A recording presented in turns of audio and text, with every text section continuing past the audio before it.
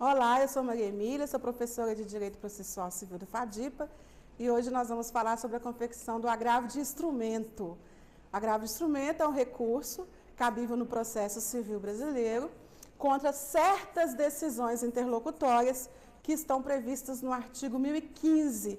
Todos os artigos que eu vou me referir aqui são do CPC. O agravo de instrumento não é cabível contra qualquer decisão interlocutória.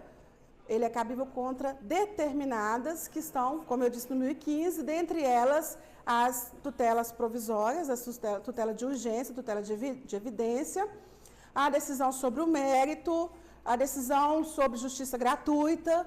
Então, ali você vai encontrar um rol taxativo, embora o STJ venha entendendo pela mitigação deste rol, mas para fins acadêmicos vamos tê-lo como taxativo, de cabimento do agravo de instrumento. Então, vamos entender este nome, agravo de instrumento, diferente da apelação, onde os autos já se findaram perante a primeira instância, o juiz já exauriu sua função e, portanto, a apelação é perante ele protocolada para que ele, juiz, envie para o tribunal adquém.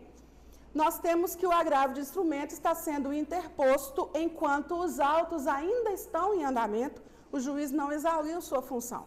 Então, não é possível, na interposição deste recurso, que os autos subam para o tribunal. Os autos originais onde a ação está sendo tramitada. Portanto, nós vamos tirar cópias, e por tirar cópias, se o processo for físico, você entenda as cópias reprográficas, vulgo xerox, né? E se for processo eletrônico, a gente faz o upload, download, não sei. A gente baixa lá as peças do processo eletrônico e essas peças, essas cópias é que acompanham a nossa petição de agravo de instrumento e essas peças é que são o instrumento. Instrumento porque é o meio, é a forma do tribunal ter conhecimento do que acontece em primeira instância. Na apelação, o tribunal tem o conhecimento com os próprios autos que chegam até eles. No agravo de instrumento, o tribunal tem conhecimento do que está havendo em primeira instância com as cópias que acompanham a petição do agravo, daí o nome agravo de instrumento. Cópias essas que fazem parte da adequação formal, elas estão previstas no artigo 1017 e vão ser muito importantes para a gente na feitura da nossa peça, que agora começaremos a falar sobre. O agravo de instrumento, portanto, ele não é dirigido ao juiz da causa, ele é dirigido ao tribunal adquém. A quem lá no tribunal adquém? Não sabemos, se não sabemos ainda quem é que vai julgar, vamos dirigir ao presidente do tribunal adquém. Então, nós iniciamos a folha de rosto do agravo de instrumento, assim como a apelação também tem uma folha de rosto, só que dirigida ao juiz da causa, o agravo de instrumento vai ter dirigido ao presidente do tribunal adquém. Excelentíssimo senhor desembargador, presidente do TJMG, ou excelentíssimo senhor desembargador federal, presidente do TRF tal, né? TRF1, TRF2 e por aí vai. Isso se for justiça estadual ou justiça federal, dependendo da competência do seu caso. Na área tributária, na área empresarial, na área administrativa, constitucional, teremos muito agravo, apelação, endereçados ao Tribunal Regional Federal, se atentem a isso. Se for justiça estadual, TJ, se for justiça federal, TRF. Enfim, nessa folha de rosto, nós vamos informar a interposição do agravo de instrumento e vamos pedir sua distribuição e encaminhamento para o relator sorteado para o caso. Lembre-se que o agravo de instrumento, quando ele chega no tribunal, ele vai ser distribuído por sorteio para uma das câmaras cíveis. Nessa câmara vão ser sorteados 3 desembargadores ou 3 desembargadores federais que vão julgar o nosso agravo de instrumento, sendo que um deles é o relator. Relator que tem grandes poderes no agravo de instrumento, conforme o artigo 1019, sugiro antes de fazer o seu agravo de instrumento, ler o 1019 para estar ciente da conduta do relator, para assim fazer corretamente o requerimento do que é cabível para o caso do seu cliente. Então, nós vamos fazer a folha de rosto da interposição. Excelentíssimo senhor desembargador presidente do TJMG, referente aos autos tais na primeira vara civil da comarca de Patinga. Você já faz essa menção aos autos originários, à comarca originária, à vara originária, onde está tramitando o processo que você está fazendo o recurso nele. João das Couves, qualificação, reticências, caso você não tenha, você coloca as reticências, vem interpor agravo de instrumento contra a decisão interlocutória proferida pelo meritíssimo juiz da primeira vara civil de Ipatinga nos autos acima informados, onde contende, onde litiga com, e aí você dá o nome do agravado da parte contrária. Lembrando a nomenclatura no agravo de instrumento, agravante, agravado e aquela que é geral, recorrente, recorrido durante a feitura das suas razões do agravo de instrumento. Você não use o nome próprio da pessoa, não diga João, José, você seja técnico a ponto de dizer o recorrente, o recorrido, o agravante, o agravado, e se for outro recurso, fazendo a devida adequação à nomenclatura. Então, João das Couves vem interpor agravo de instrumento contra a decisão do meritíssimo juiz nos autos acima informados, onde contende com fulano, e aí você vai finalizar essa folha de interposição, lembrando que assim como a apelação, nós vamos ter uma finalização na folha de interposição e vamos começar com as razões do agravo de instrumento. Existe uma praxe, um costume forense de dar nome às razões do agravo de instrumento, de minuta de agravo de instrumento.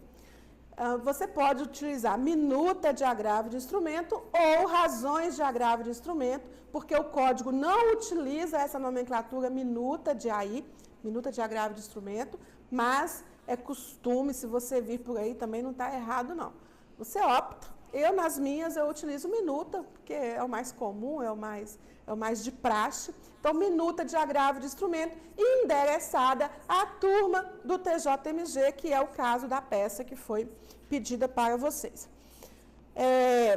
Nessas razões, você vai expor os fatos, eu sugiro você ler o caso que te é trazido e escrever com as suas palavras, mas se você não está seguro da sua redação, então copia lá o que está falando no caso, que não tem como fugir disso, e depois você vai vir com as razões, o motivo do seu inconformismo. No corpo dessas razões, você deve mencionar a presença dos pressupostos recursais, a tempestividade, o cabimento, principalmente em se tratando de agravo de instrumento. Mostrar que a decisão que você está recorrendo dela, ela está prevista no 1015 do CPC. O preparo ou o fato de o agravante ser beneficiário da justiça gratuita. Chamo aqui a atenção, não é o caso da peça que vocês têm que fazer neste primeiro semestre de 2019, mas pode vir a acontecer que, se for caso de você estar agravando da não concessão de justiça gratuita, por ser o objeto do recurso, então você não vai fazer o preparo. Você nem tem a justiça gratuita ainda, se é que vai ter, mas para recorrer, você não vai ter que fazer o preparo, faça essa ressalva lá. Voltando ao nosso caso, do 7º período, o agravo de instrumento, você então vai falar a presença dos pressupostos, cabimento, tempestividade, preparo e a adequação formal. Inclusive, quanto à adequação formal, eu sugiro, o artigo 1017, ele traz as peças que são obrigatórias a formar o instrumento. As peças cujas cópias nós temos que juntar no agravo. Como estamos fazendo uma peça fictícia, lógico que nós não vamos criar lá procuração, nós não vamos criar ficticiamente as peças, mas faça menção. Peças cujas cópias estão anexas a este agravo. E aí você fala, procuração de ambas as partes, petição inicial, contestação, decisão recorrida, petição que ensejou. Não precisa decorar isso não, você vai lá no 1017 que você vai ver lá quais são as peças obrigatórias. Faça uma lista como se você estivesse na vida real juntando aquelas cópias. Assim você vai estar preenchendo a adequação formal ficticiamente, vamos dizer assim. Então, a tempestividade, o cabimento, a adequação formal, fale do preenchimento destes requisitos no corpo da sua petição. E aí, você, então, terminando o seu argumento, terminando de explicar o porquê a decisão do juiz de primeiro grau está errada, você vai começar a falar com o relator. O relator, como eu disse, ele tem grandes poderes, eu até brinco com os meus alunos. Meus alunos da 502 estão aqui me assistindo hoje, lindos, maravilhosos, um beijo para eles, né? 501 não fica com ciúme. Eu brinco com os meus alunos que o relator tem poderes de Grayskull no agravo de instrumento. Só gente mais velha igual eu assim que sabe, né? Poderes de Grayskull lá do He-Man.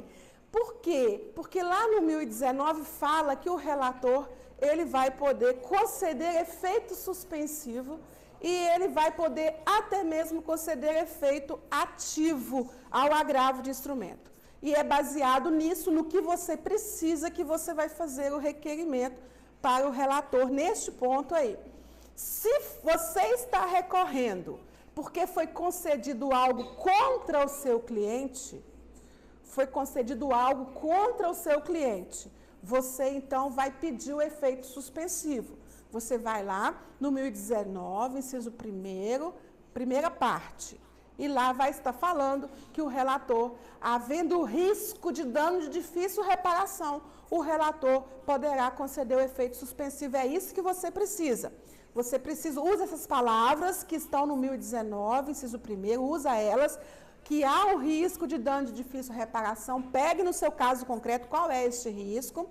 Por exemplo, um moço que ganha R$1.000 por mês e foram fixados alimentos provisórios de 3.000 mensais. Olha o risco de dano de difícil reparação aí.